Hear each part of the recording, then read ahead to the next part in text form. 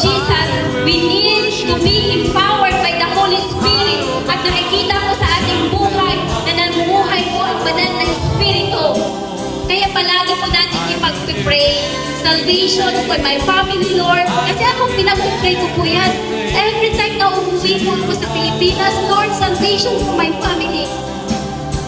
I will sing, Lord, I will sing, I will worship you, I will bow myself down humbly at So of this world, nakikita po sa atin, hindi natin namamalayan, baka dahil sa buhay natin, may taong gustong magkaroon ng relasyon sa ating Panginoon.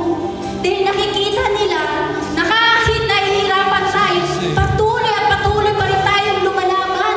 Bakit? Dahil kasama natin si Kristo. Ako, as a Christian, as believer of God, dapat kilala po talaga natin si Jesus.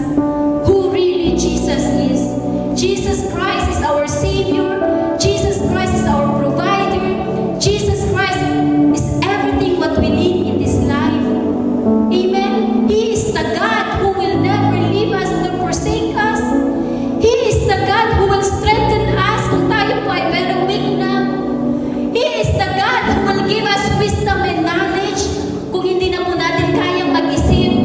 He is the God who will give us strength pag tayo pagod na po sa buhay.